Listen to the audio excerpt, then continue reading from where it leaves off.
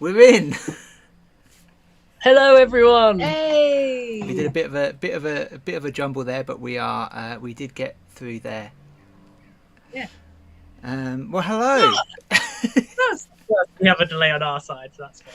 That's fine. Yeah, the YouTube will be on a slight delay, but for us, God. but the Skype will be fine. Yeah, don't look at it. Yeah, if you watch the YouTube, it'll become very confusing. Yeah, that was bad. Oh no, that's terrifying. Hello, how are you? I'm good. The last time we did this, I did this with Face, who's in the chat, and we couldn't get the audio to work through Skype, but the video worked fine. And now we've got the other opposite problem. So the audio's working fine, but you can't see me, so that's slightly annoying. We can listen to your lustrous voice. And so look it's at your all great good. logo. Yeah, It's a great logo. It is a yes. Thank you very much. It is a strange situation that Skype just randomly chooses for certain things to not work.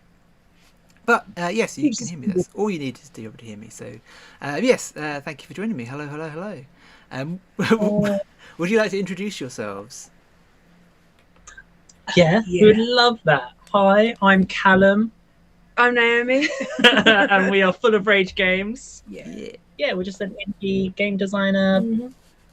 publisher, manufacturer, Yeah. person in Oxfordshire. Sure are. That's us. Yeah, So professional. we're It's very like sleek. professional. Yeah, Hey, we just have anyone that's game. watched this stream so far has not seen much professionality. I'll tell you that. It's me just trying to figure out how Right. OBS works mostly. Hey, but that OBS is actually very professional. It's That's really good. Impressive. It's really good. Yeah. I'm not sure people are supposed to learn it while they're streaming from it, but But then it's like a group activity. Then you're like, people are involved. Fantastic. But yeah, we met at the networking night at the Games Expo. So they had a networking night on the Friday night, I want to say. That's right. Because you weren't exhibiting or doing anything. You were just there for. Free drinks. Yeah. We did get 2 free drinks. I We mean, rocked that's a up on big- Friday, and Yeah. And someone was like, oh, basically the whole weekend people were like, are you doing this? And we were like, we are. We weren't. We weren't doing any of it. and then quickly signing up to things. Reminding us of like what we should be doing. Yeah. And then we did those things, Yeah. including the networking. It was nice. It was It a good was time. lovely. How did you find the networking? Yeah, well, I'm not a natural networker, but other than that, it was nice to have, like you say, 2 free glasses of wine and meet some like-minded people. Anyway, Yeah. then you're just like, yes. Yes. But yeah, no, it's cool to see just a room full of people who are all kind of on the same page about all doing kind of the same thing. But you did have an exciting weekend because your Kickstarter did launch. So that was true. your big thing. So that launched on I want to say the Saturday morning. It did, exactly, yeah. It launched Saturday at 11 o'clock, Yep. but a bit Ish. late because we're Ish. unprofessional. So it launched a bit later. Yeah. No, it was good. At Playtest UK. Yeah. They invited us to come and do a little Yeah. launch. It was very nice. Yeah. Press the button. Yeah. Big scary button. Yeah. That's No, very it was a really fun weekend. I missed having, because we had a stall the year before, we did. and I did miss having a stall because I feel like it's a different energy Yeah. than just sort of meeting people and wandering around. You're actually connecting with the people who are playing games Yeah. all weekend, pretty Yeah. much. It's different for people who've got kind of work on. They're Yeah. doing jobs, they're doing their own stuff. So yeah, it was a different energy. Still very enjoyable. Yeah, Very, no, it was very, fantastic. yeah, fun. Because this was your first time, It was- exhibiting? Yeah, so we've been done the playtesting for however long, but yeah, this is our first time having a stall and exhibiting, and we were still essentially just playtesting, but because we were just demoing the game and being like, everyone come join our the Kickstarter pre-launch. Yeah. But yeah, it was a different experience. I've been there lots of times because I've been with Blood and the Clock Tower. I've been a volunteer with them for years, since like 2018. So I've had a backstage pass, as it were, for years. So I sort of knew what to expect. Yeah. But it wasn't any pressure with Blood and the Clock Tower because it was someone else's game and it was immediately a massive hit. So Yeah. weren't advertising it because everybody, as soon as Shut Up and Sit Down said it was the best game ever made, everyone already knew what it was. So it was quite chill in its own way. Yeah. But yeah, How did you find it though with your own game for the this first was very time? different. Yeah, very different.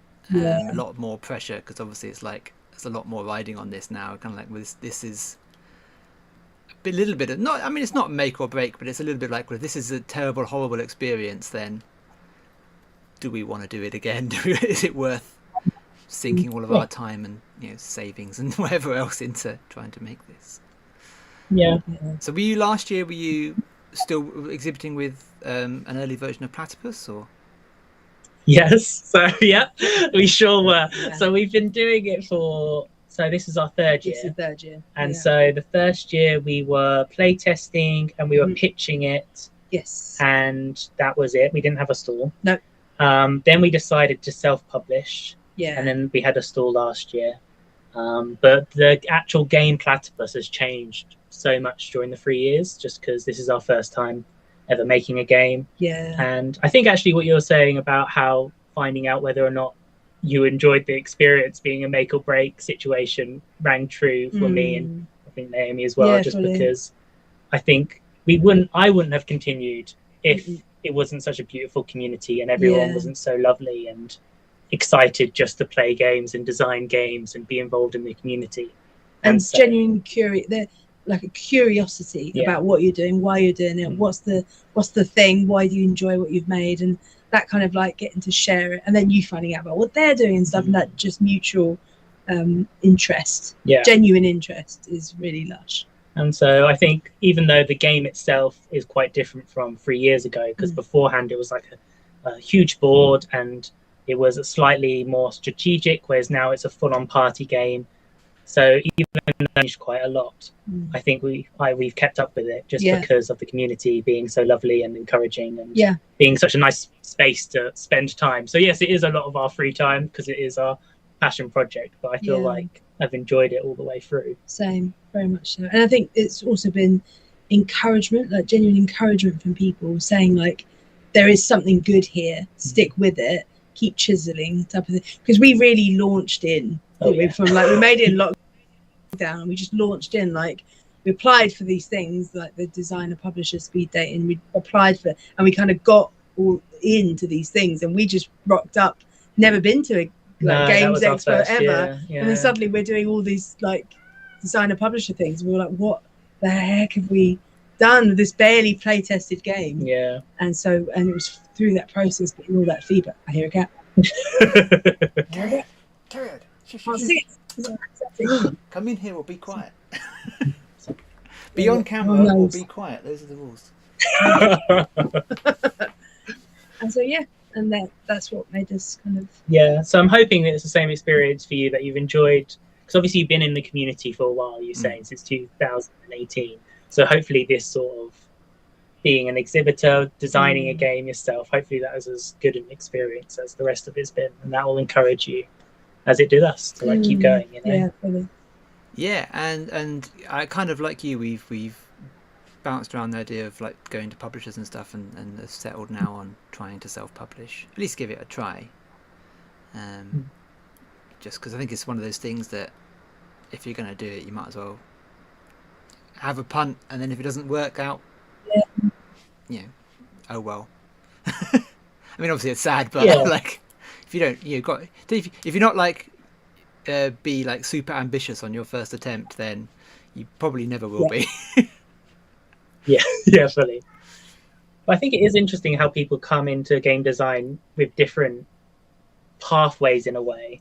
Because we entered in a way of like going to publishers and doing like speed dating and stuff. We met a lot of our good friends who that is the way they go to publishers, they do lots of pitch meetings, and it's just a different sort of vibe, I feel. Very different, because they don't often have a wide array of like skill sets themselves. They may have one or two, but they're then leaning into, I'll just give this to a publisher that's got this huge array of skill sets, and they'll then do the bits that I can't do, like the graphic design or the illustration or whatever, but they've got all the ideas and all the mechanics. I feel like that's what's important to them. I feel like from the people we know is that they have these beautiful game design and mechanics and just the whole game itself.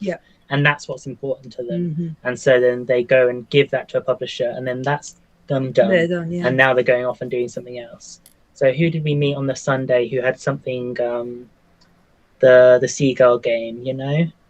And he said that he'd given that to a publisher like 3-4 years ago. And he was like, yeah. So it's a whole different vibe, because I Yeah. feel like you get kind of very much, this is the game, this is Yeah. our baby, we're sticking with it, we're like Yes. tweaking it, we're changing it, we're doing everything until it's out into the world, Yeah. you know? Whereas I feel that is a different sort of viewpoint Yeah. than people who love to just create the game, give it to a publisher, and then further along the line that game is made, you know? Yeah, not attached to the theme. Change the theme. Sure. Change the characters. Change. It's more about the combination of the mechanics. So Yeah. that they've come up with. Yeah, very different vibe. But there's no good or there's no No. like right way, you know. It's whatever you want to do, whatever you find interesting. But I think for us, I feel like we kind of enjoy the whole process, except for like the marketing. I was Yeah. thinking today, the marketing is the one thing I hate about this process. That's the only negative. Yeah. I am not Selling good at oneself. Yeah. But like, as you were talking about the sort of the networking event, naturally not a networker, but less so even marketing, and like trying to think of people as consumers rather Sure. than people, Yeah. as like people who you want to connect with. So it's kind of goes against everything I enjoy about being in the community. Maybe we outsource that. So next then time. that's what I'm thinking. I think Yeah. next year, That's next great, though. time, yeah, now work you out know. what you don't want to do. Yeah, you're always Mm. learning. So I feel like marketing is something you get someone else to do. Sure. Yeah. I think that with social media, like I understand why companies have social media managers, because it is a burden to be running your own social medias. So I get why that's a job now. There's also as like just generally business things. I think we had a meeting with an accountant the other day, and I was like, I am so glad that my wife and my brother are in this meeting, because I'm way too dumb to be able to handle this information. So thank God somebody with a brain is here. We also got a comment. The offline gamer says that being in this community has helped my mental health no end. So I think that's a reflection on what we were saying, that how it is a very kind of loving and community. Yeah. Because we are a significant number of nerds and outcasts or like almost traditionally so. I feel like that's less like nerd is very in fashion these days. Yes. Mm-hmm. Mm-hmm. When the biggest film franchise in the world is all about superheroes, it's kind of like the nerds won the bit there, didn't they? Do you ever see the show The Raggy Dolls when you were a kid? The animated. No, Did you ever see that? don't think so. It was a really sweet show. It was animated. It was about a group. It was like a toy factory, and they were making certain lines of toys, and in each line, one of the toys got rejected for some reason. So there was a line of princesses, but this one was full of rags. And then there's like a bear, and he got overstuffed, and there was that one with his head back to front, and they all got chucked in the reject bin. And then they all made friends because of this. And this like idea of like, hey, we're all outcasts, but we love each other, and we've made a nice little community. And they went round together and did nice things. But I think there is something about like that connect, like you said, that kind of connectivity. It does sound familiar now you've described it. That does sound familiar. Yeah, but they like celebrated the fact that they were all different in and amongst themselves, but they all had that in common. And I think that's, you rub shoulders with people at UK Games, and they're very much not into the same kind of games as you at all, but like you love that for them, genuinely, and same for them for you. So it is lush, real nice. Yeah. I love how everyone in the chat seems to be remembering this show vividly, and I'm just like, that sounds vaguely familiar. Just clearly, I have no idea what you're talking Okay, thank God. about. You very much yet to be warm. Well, I do have a question in the chat, which is, how did you choose the name for your company? That's actually from my other half, because we're trying to figure out the name that we're going to go forward with as well. Very good. Well, base it on a cat, Yeah. I think is the take home message. So yeah, your mum's cat, right? My mum's cat. Georgie. Yeah. Who is full of rage. He was full of rage. They were kittens. Yeah. We should specify, so there was two of them, Georgie And Mildred. and Mildred. But I used to say that Georgie was full of rage just because it wound my mum up a bit, because she was like, because my mum's like, he's not full of rage, he's just a kitten, and it made me laugh because he was attacking stuff as a kitten should. Yeah, and you just be playing with him, and you just be like, Georgie, it's yes, so full of rage. yeah. There was a song, there was a jingle for sure. So inside jokes is kind of how we end up with most of our ideas. Yeah. It was going to be Thor the Seal. Oh, it was going to be Thor the Seal. Yeah, but then he's the keeper of the internet. He is the key of my internet. Yeah. Sorry, so many inside jokes. So, yeah, I think it's just... So I just said one day, I was like, oh, it should be full of rage games. And then you love opossums. I do love opossums. And so that's why the logo is a screaming opossum. Yeah. And so, yeah, full of rage games. Yeah. And I feel like it kind of... Because people meet us and they do say, they're like, that's not your vibe, really. You're not overly full of rage, are you? But then we're like, haha. Just you wait. But we're not. No, we're not full of rage at all. But as a possum is like screaming, but he's not really screaming. He's just like, excited about life. Just terrified. That's us. Yeah. That's our We want to make games that terrify people. well, more of just the terror of like going into a networking event, you know, without a drink in you. That's the sort of terror. That's the pitch. Yeah. So that's it. Full of rage games. Because I think as well, because hopefully we're going to make more than one game. Hopefully we've got many games on the back burner, but I think a lot of our games have the sort of chaotic, not taking itself too seriously vibe. Because that's what we enjoy when we play games. We love and embodying, I think. Yeah. So we love just the, have a goofy, crazy, chaotic. Who's one? Who cares? Kind of vibe, yeah. And so I feel like Full of Rage games kind of does sets the right tone. It doesn't take itself too seriously. So I think if you're picking a company name, you should go with what sort of vibe your games will be. Yeah. That's fair. If that helps. We've made like a short list. Well, a long list. But it became a short list because when you Google them, most of them are taken already. It's like list of 20, and then it says like 15 of them are already companies, and they were the best names. No, we're working on it. Because Christian's Brain is kind of me and this channel. We don't necessarily want. The question became, do we want the company to be represented by me necessarily, like to be the face of that? It must be hard though, because if you've already got something established, the temptation is to take what you've got established and just slap a new label on it, kind of thing. So so it must be hard coming up with something new when you've already got something, And also, I guess it did come from your brain, that game, hey? That game did, for sure. But yes, lots of brains have gone into it over the years. But it originated way back when. I am curious though, because I'm curious though, because you did mention before that the platypus has changed quite a lot. So what was the original like then? You said it was a full-on, big board game. Yeah, so it was like a map that I was very proud of. It was a very good map. It was a great map. And so it had we chose originally animals that came from lands of massive biodiversity, because of this idea of it's the 19th century, you're like this explorer and you're going around, but you're just collecting animal parts and then you're like assembling them in wacky ways, trying to fool the museum. So you actually were traveling to the different lands, drawing cards, hoping to get interesting combinations of, it was like money, the museum commissioned you. I've got that. Into so you only had to manage this resource to get the things and then come back and then exhibit them, and so it was a very different game that actually to what we've got now.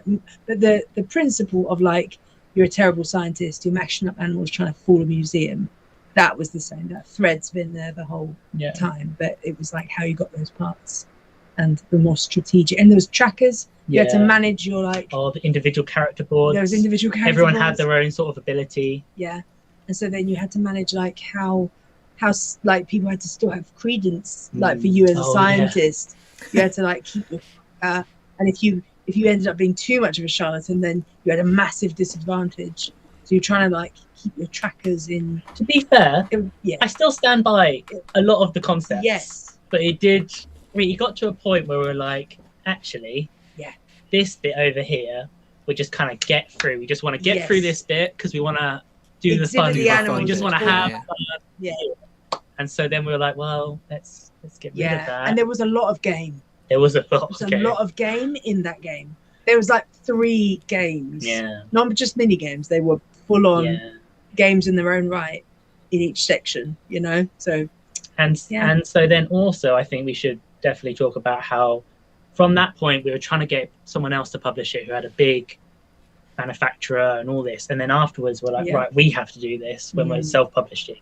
So now we're like, how can we manufacture this? Yeah. But we didn't want it shipped from somewhere very far away like China or Asia or something, because we're trying to keep it as ecological as possible. And so then that basically meant our resources were a lot more limited about what we could get manufactured.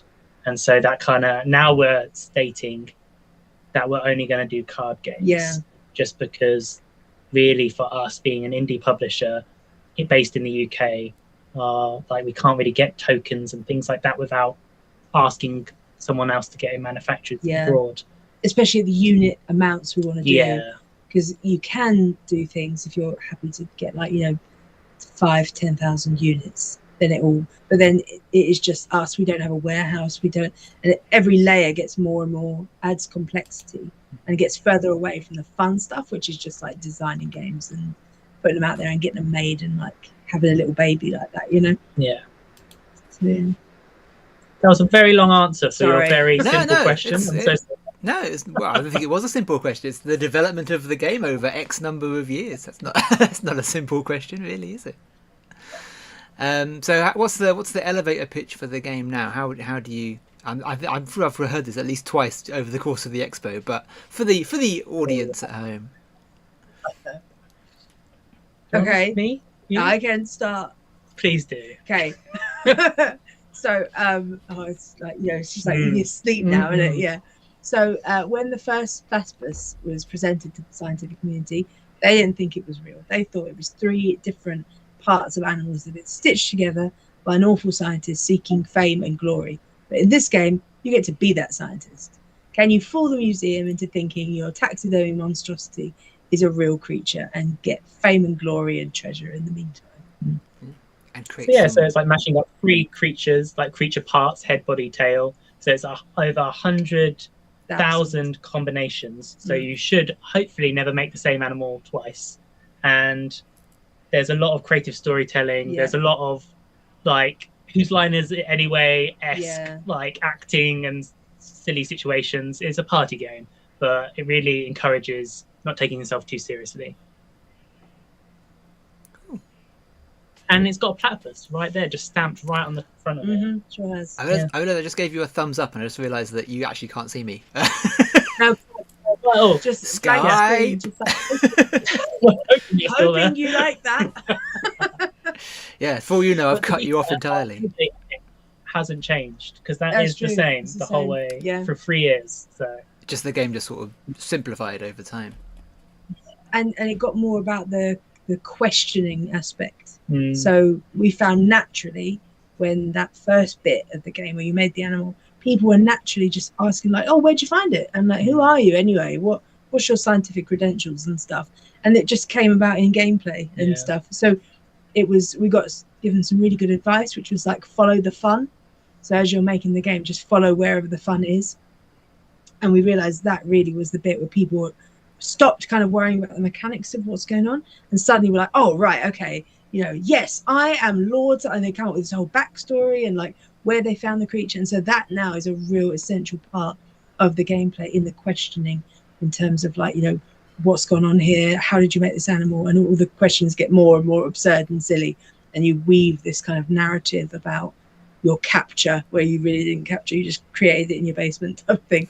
So yeah, that's kind of, we followed that thread. And I feel like we've sort of awarded it as well. Yes. So instead of it being like a separate thing to like mechanics and how you win and all of this, now we're like, oh, that is the mechanic. That is how you win, because that's the fun part. Yeah. So now you're asking these questions and you're getting awarded by your creative storytelling. Yes, it's not just like a fun aside. No. That's very cool. Yeah, I'm looking forward to it. I really like the sound of it. Have you ever played? There's a game called Great Scott. No. No, it sounds great. Though. It just sounds like great. It's you basically you have to lay out cards in a certain order, but they have animals, vegetables, and minerals written on them, and then like describing words. And basically, then once you've managed it, it's a card drafting game. And once you've got your final selection of cards, you then have to explain what that machine does, because you're scientists trying to prevent machines. So you don't have that much control over, but you get more points. It doesn't matter what it is. You get more points if your cards alliterate or if they're the same color. Yeah. So there's no logical correction. Just like, I'll manufacture my cards for points, and then at the end you've met with this weird device. You're like, I have no idea what this does, but now I've got to blag what my automatic alligator smasher does or whatever. There was a really cute game I saw at the UK Games Expo called Brother Y. Did you see it? I don't think I did. No. It was like you're all monks. It was fantastic. It was all like beautiful illuminated manuscripts where basically you've got like one deck of cards with all these like very obscure scriptures from the Bible, and then another deck of cards which is all these like strange medieval illuminated like illustrations, true illustrations. And then the whole idea was you draw a random scripture and you got this random animal that you have as the monk have like drawn to accompany that scripture. And then everyone asked you, brother, why? Like, why did you draw it? Brother, thank you for asking. Yes, of course. The word of God. It came to me. If you look at the footnotes, if you look at the context of 2 Timothy 3, you can see the 4-headed dog clearly. And I just thought that sounded. I was meant to go back and buy it. I forgot. Simple things. You're so like, obviously, that is so fun. Brother, why? It's so really clever. Yeah. That's what I love about UK games. You come across all these little tiny games that you would never have seen if not there. And forget to buy, of course. Yeah. But yeah. So let's talk about Platypus some more. So what's how long has this sort of finalized version of Platypus been in? And then how did you work up to the Kickstarter from there? So I think it was September. Was it last year or the year before? So after we exhibited it last year, it was a pared down version. Yeah. But we still had dice, and basically the last section. Oh no, because there's like 3 rounds of Platypus. So the first round still the same. Make it again. Second round a little bit similar. So now instead of asking questions that we've supplied, now we're supplying like loads of different artwork that Naomi has masterfully drawn. Yeah, and then you build your questions. And then you build, so basically the questions could be anything from your mind instead of what we give to you. And then the third one was like a manic dice rolling game, which was very fun, but had like nothing to do with our game at all. And so that was last year at Expo. Afterwards, the feedback we got from dice game fun, but nothing to do with the game. Yeah. So we scrapped it, and then we've made up a whole new game to do with like acting and like being silly and the third bit that we have now. And last year as well, we were still trying to make the points wearable. Yeah. You know, we were trying to make wearable I really points. wanted wearable points so that you at the end you'd just be adorned with a scientific achievement. I really, when when you have something in your brain, you're like, that would just be so good. Yeah. And loads of people like the idea as well. Like every point you got, you could somehow fix it. So you're like, look how great I am as a scientist. And you could just see how many points you have. But we couldn't get the components. It was very, very hard. Yeah, I was going to try to think how that would work. Unless you like provided a Velcro jacket with every purchase of the game. And we went through every possible, because the thing is as well, like, safety pins are a no, because then they're no longer toy safe. And then it's just a lot. There was a lot of different magnets. We had loads of like prototype drawings. We were trying to, like, there was a manufacturer we were talking to in Italy trying to get some kind of idea of how to do it, and it just proved. So now our points are just like, not just, but they're nice square cards that you can like throw at each other. So answer your question. Last year we had a kind of similar vibe game, but we still had to pare it down a bit. Yeah. And so, what would you say? I feel like it was fairly soon after the expo we got rid of some stuff. Yeah, so September, I feel. Yeah, that we think like we were Yeah. like, yes, this is our game. That's now. it. It's done. So yeah. So the next question was about the Kickstarter. Is that right? Yeah, and then was that how did you lead up to A, deciding the Kickstarter, and B, lead up to the launch really? So I think we'd always thought, right, if we're going to go down self-publishing, we'll try and do it through Kickstarter, just because that seemed to be a method that a lot of people have used. Yeah. But much like everything else in this process, we're just learning as we go. Yeah. Have a go and learn along the way. So leading up to we'd done a bit on social media, hey? Yeah. And so we'd sort of ramped that up a little bit, I guess. When we physically got the copy, though, because we didn't have actually the prototype for a long time, when we got that, then we started to do a bit more. We did like a little kind of shoot with friends to actually show the gameplay so that we can make video content for social media and for Kickstarter. So we kind of did that a bit, hey? Yeah. We didn't run any ad campaigns. Again, I feel like very much learning as we go. Yeah. And also, I feel marketing does not come naturally to me and to either of us. So I feel like we are not the ones to copy with what we've done for our Kickstarter. And if it gets done, if it does, miracle. if our Kickstarter is successful, it's 70% at the moment. We've got 7 days to go. Yeah. It could happen. Could be. It could happen. Yes. So if it does go, yay. Bring in a prayer.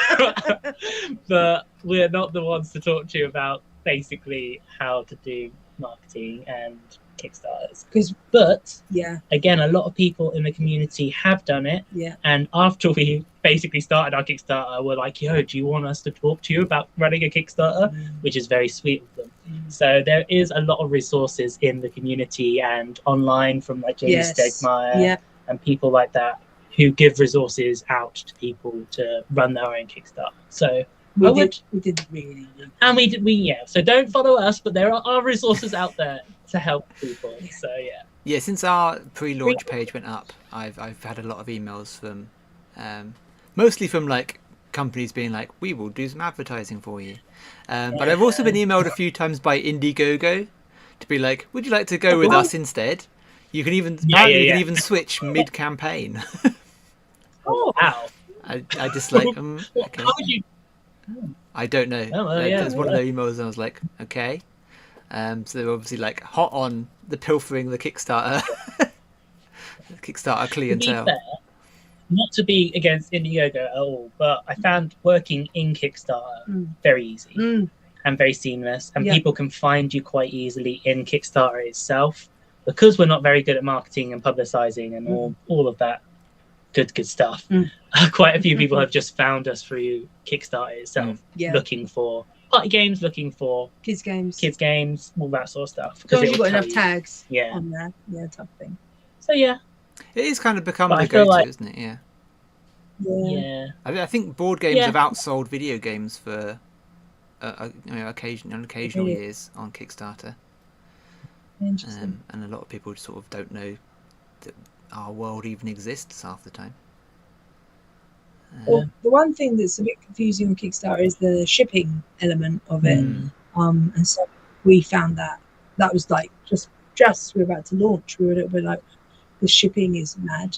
Like you had to include it in the price you're trying to raise, and we were like, but we don't know. Like that's very different. Like if all of our backers come from the States versus all of our backers come from the UK, that's a huge point difference. So like, how do you, when you don't know where your market's going to come from, we don't have those kind of statistics, And so he followed a few people's suggestion was just to go for a kind of a pledge manager situation afterwards, or try and find some kind of post-campaign solution to then sort out the shipping afterwards as a separate thing, which is what we opted for. So that was the only thing that really came as out of left field. But again, maybe because we're not particularly prepared. But that was, I think I would have liked to have known that sooner. But I feel like that was once you have decided, like, done the research and decided, doing a pledge manager itself is very easy, and like they have one integrated into Kickstarter itself. Exactly. There are other ones you can go with, blah blah blah. So yeah. It's like that. Yeah, there's a lot of random information you end up learning when you go through the process. That's very true. Yeah.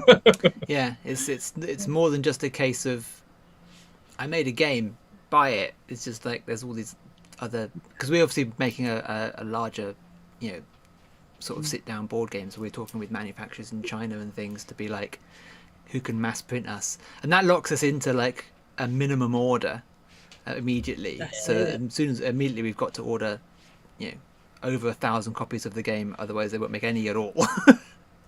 So and if it is a bigger box and things, you can't really, well, I don't know your situation, but like storage and everything, if you do buy this and think, oh well, I'll sell it at expos for a few years, where are you storing it and all that jazz? So it's not a simple little. No, and with Brexit as well, then there's like the sort of import tax, and then like, where are you going to actually sell that game, and then is it going to come through the EU twice? And there's a lot of like things to think about, which is, I guess, like a lot of the joy of actually letting a publisher sort that out.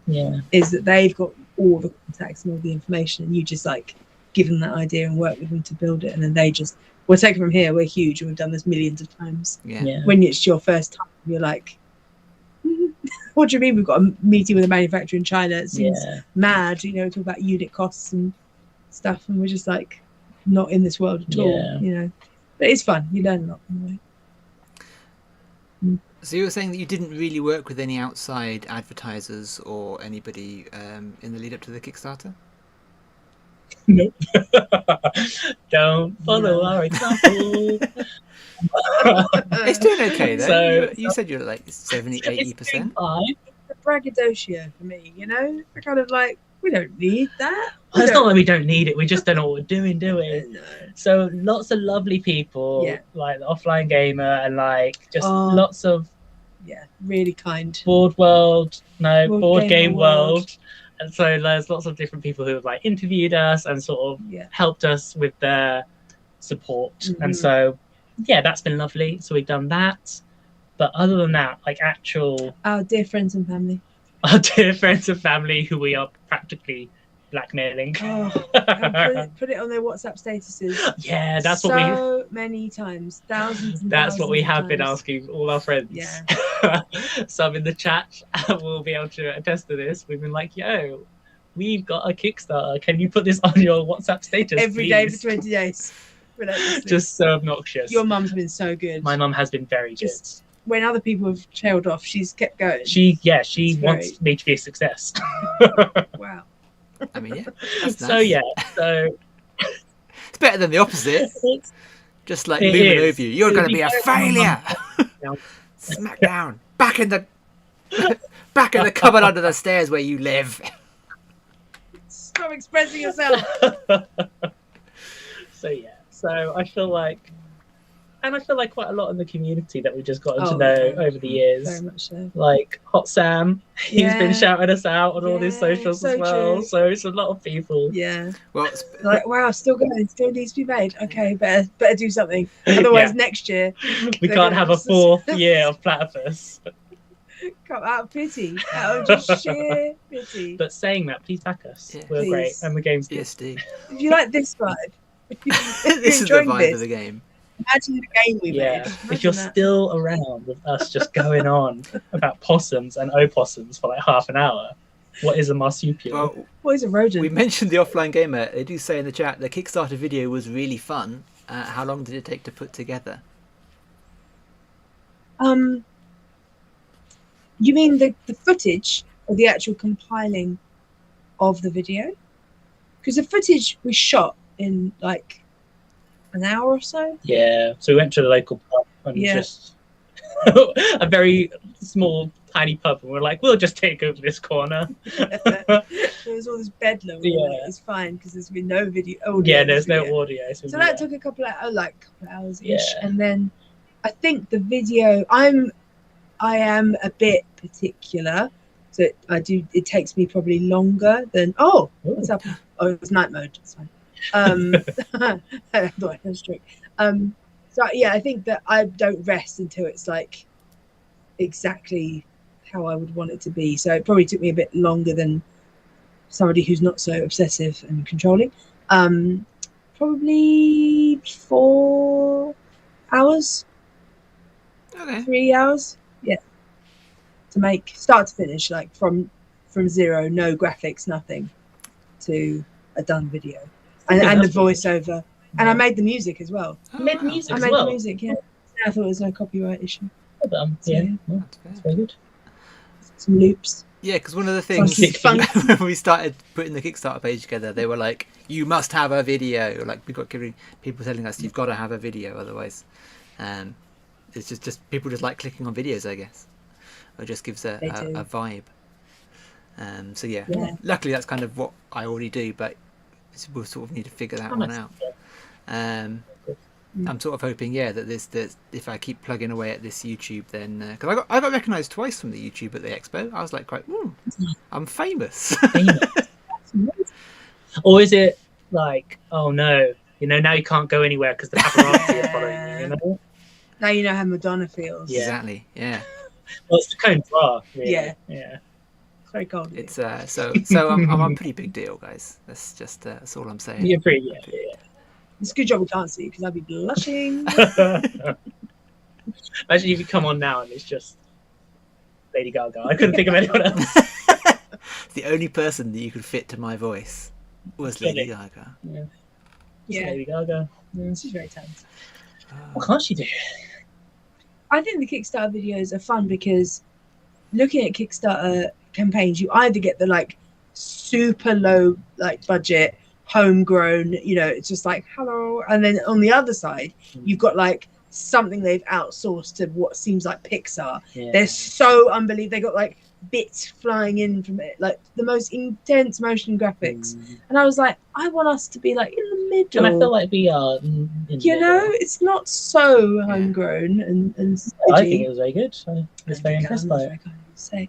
But it's not the other extreme, is it? It's not like there's not bits flying in 3D. Who's the fantastic gardening one? The stop motion animation. It's called good. Vicious Gardens. Vicious Gardens or Vicious Garden? Because their advertising campaign's been amazing. It's like fully so good. But I was just watching it as like an entertaining movie. It was so good. The Kickstarter. It was fantastic. Yeah. So I don't want to bring the mood down. But what's the next step if the Kickstarter doesn't work out? Yeah. We're way ahead of you, friend. Way ahead.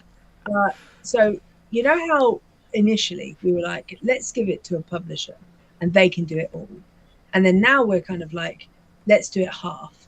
The next step is we do it all. Yeah, we've gone the other way. We've fully swung. Self-manufacturing. Ooh. So even if we are successful, homegrown games. That is fully what we're going to do. Even if we are successful with Kickstarter, and please back us still, but we will probably going forward be making all of our games ourselves in-house manufacturing them, just because then we won't have to do all the bits we don't like, which is the marketing and all that jazz. Because we were really inspired by this designer when we volunteered for Playtest UK. Obviously you get to meet lots and lots of designers and see where they are on their journey, and I was speaking to this designer, and they were very much like, I said, how's your expo going? And they were like, it's been great. We've got a store and we sold out on day 2. And I was like, oh, great. What were we selling? He said, oh, our game. I was like, okay, how's your Kickstarter? He said, oh, we didn't do one. I was like, what? And basically they created 250 copies of their game in various ways, just self-made. They looked for, and he had a copy, and I was like, this is incredible. They'd done it so well, and they just made as many as they wanted to for the expo and sold them all. And we were like, that's fantastic. Let's do that. And we're both very much like on the same page with that. So yeah. And also like Bez as well, very short run. Yeah, so she does a lot of lovely little games. Yeah. And so even though our games will be a little bit different, the sort of mentality of making your own games and trying to keep it as local and eco-friendly as possible, I feel like really connected with what we're trying to do as well. And so we were thinking like, oh, we'll look into. We were fully like, wasn't it Friday or was it Saturday? We were like, let's look at printers. We're fully like, Bob, this Kickstarter that just launched. We're like, it's dead to us. Now we're not though. It's not. Please back us, please. We've got 30% left. So close. We're so close. But then you'll never have to do it again. But then we won't need to do it again because we were looking into printers, and then we decided not to go with getting a printer. And now we're just going to get it printed by your local place because Naomi does a lot of graphic design with them already. So so going forward, hopefully next year we might, if Platypus is successful, we'll have some copies left over, and so then we can sell those. But we'll also have our next game, which we will have actually designed and manufactured ourselves, and we'll have that to actually sell at the Kickstarter.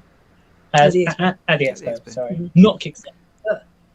But again, we're not trying to. This isn't money trying to replace our job at all. This is us just trying to make games because we love games and trying to keep it as like fun as possible. And so the idea of actually like making all the games is really fun. I was thinking about Board. You know, did you see Board? Did you see Board? He's got a lovely sort of. No, his name's not Board. His name is Board. His game is Board. I think it is. He's got a beautiful Viking name that I always forget. I think it's one syllable as well. But the game is called Board, as in Board, and it's like this tile rune laying game, wooden, gorgeous, stunning. And he made them all, didn't he? So he's a carpenter, or like I guess maybe I don't know if he's actually a carpenter or if he's just like a very good at it. He's just very good. Yeah, he should be. They were like Hessian bags. So lovely, so lush, and so. We were just very like that's very inspiring as well. Like you can make a very high quality product, really. So we're that's kind of where we're going with it. Yeah. But if Platypus isn't successful on Kickstarter, I'm unsure about whether or not we're gonna do it ourselves for next year, or if that's kind of it with Platypus. Next game, because I feel like we're kind of ready for our next game. It's been 3 years and we've got all these other games that we're kind of play testing at the moment, but really they're very early days. And we're very much like, but let's not get distracted with new things because we've got to finish Platypus, finish the story and the journey of Platypus. And I think that it may be too many components for a self-made game. Because obviously we never designed it to be a make oneself game. Sorry, again, a very, very long answer. Sorry. We do ramble. Yeah, okay. I didn't want to interrupt, but I became fully cat doing that. He just came and sat right in front of the camera. So my half of that stream is just the cat. Oh my, we get to see the bars. I know, he was just sat there blocking the entire screen for the whole bit, and I didn't want to interrupt, did I? He's so good. You should have definitely interrupted us.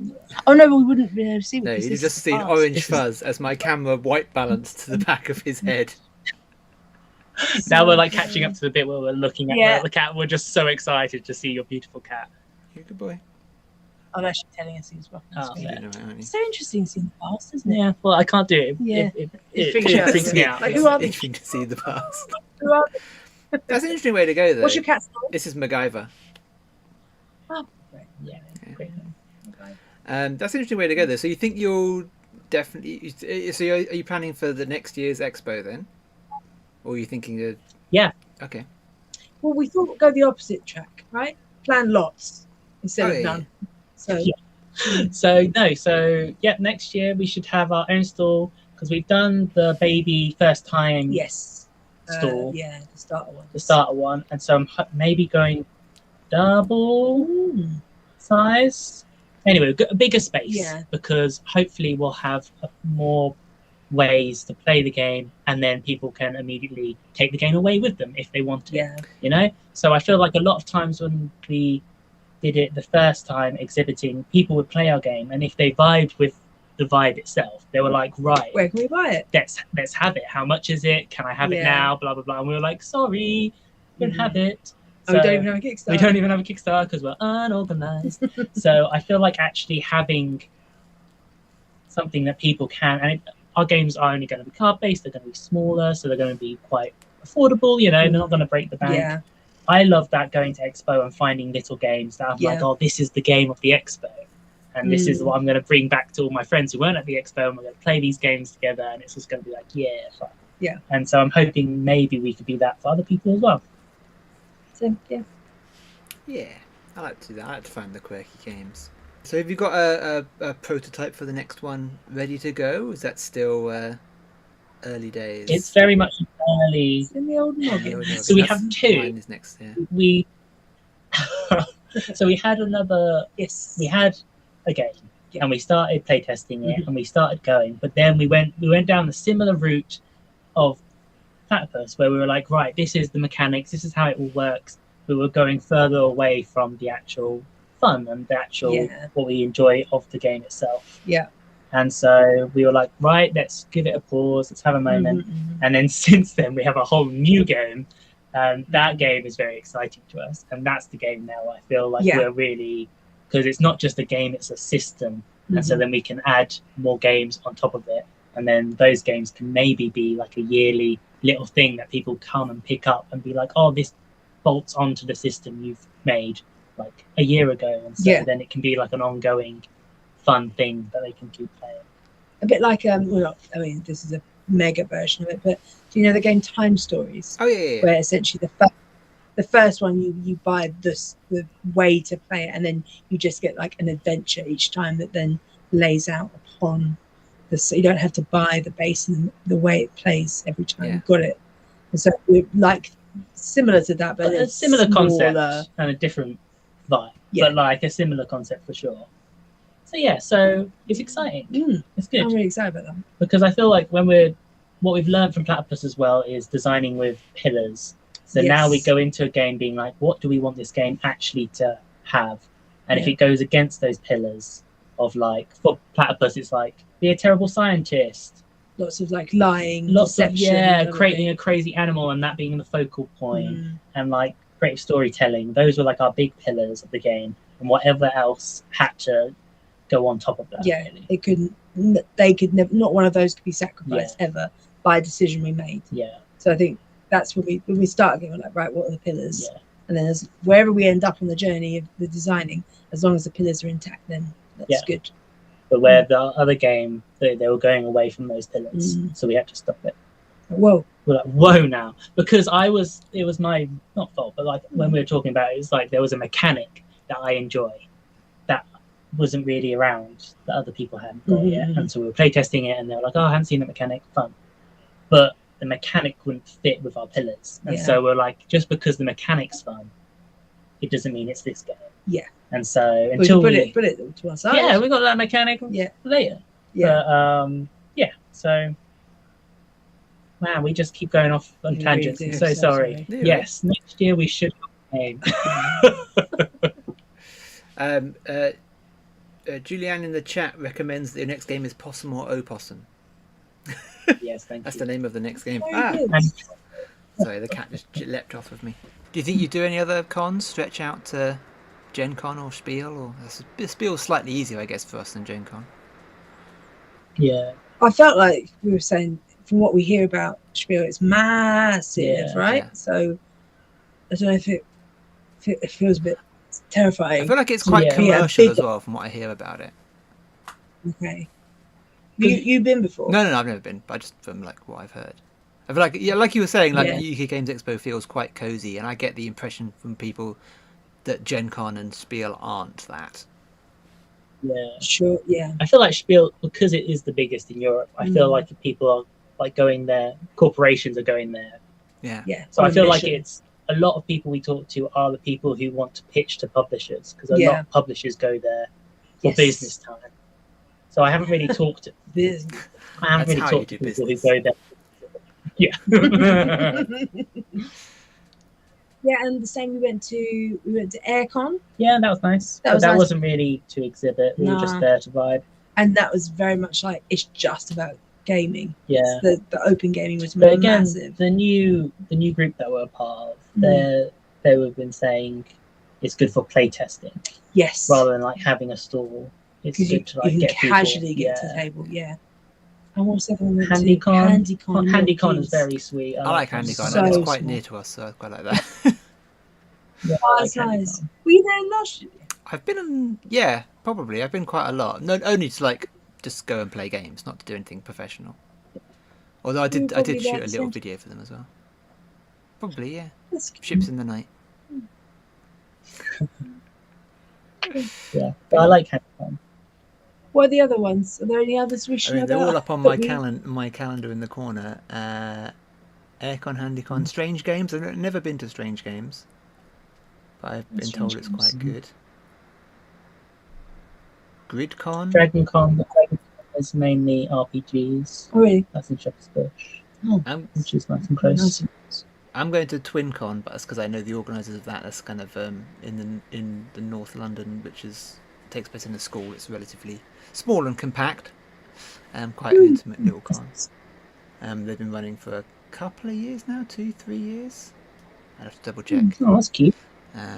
So yeah, I know them. I'm friends with the organisers of that, so that's I think, and that's one of the things that's grown. Like it was, the first one was just like, hey, let's all rent out use this school hall to just play a bunch of board games, and now it's got like takes over more and more rooms in the school each time. As there's people come in, but yeah, that's quite a good one. But yeah, we're gonna hit HandyCon in August. Yeah, I'd like to get HandyCon. It's just down the road. Yeah. So. But yeah, no. And there's like some in Scotland as well. Are there? Yeah. But that's fine. Yeah, maybe we'll see you there, and hopefully, definitely see you the Games Expo next year. End of May. The Hilton. Thanks for having the us. rooms at the Hilton were already booked up because I went on there. Like I was like, oh, people snatched them up as soon as they came out. So I can't get. Don't expect a hotel. Be able to stay at the Hilton unless you've got a spare couple of grand for one of their corner suites. Yes. Well, it depends how good our Kickstarter is. Well, yeah. Back us, please. Give us we need money for hotels.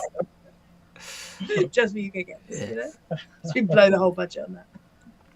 No, thanks so much for having us. Sorry about all the tech stuff. No. Hopefully it was. Hopefully I can get Skype working fully by 11 o'clock when the next person comes in. But no, we really do appreciate it, and it's been lovely catching up with you. Yes. No. It's been great, and we're not too far from each other as we've learnt, so we can figure that one out. Oh yeah. Yeah, again. Yeah. Right. Well, let's say an awkward goodbye, and then I'll cut you off. I know. Feels a bit weird, doesn't it? Like, well, okay, well, off we go then. yeah, because we're the ones who have to leave. Because you're staying. I don't know why we're like expecting you to walk away. Jess was sharing what she was saying. But yeah. There's like this thing on Very Rich Problems on Twitter. It's like a British escape room idea. It's like you're having a cup of tea at a friend's house. You've got an hour to leave, and you can't use the words "well," "right," "then," and like all those things, and you can't slap your thighs. Very good. Yeah. So yeah. That's it. Anyway, bye. Yes, Bye. we're gonna go. Thank you so much for having us, and I'll be sending you messages anyway, just to Yes. say thank you No. and stuff. Yeah. Stay in contact. Stay in touch. I hope your stream goes really well. Enjoy your Good night. I'll see We're you all the trying- time I fall asleep. Just naturally, just end up stream myself asleep in a On your- chair for 3 hours. Oh, sweet. With lullaby. Yeah. Bye. right. Good night, Christian. Good night. Thank you so much. Bye. Bye. Bye. Bye. Bye, Bye. bye, Bye. Love bye, you. bye, Bye. bye, Bye. Bye. Bye.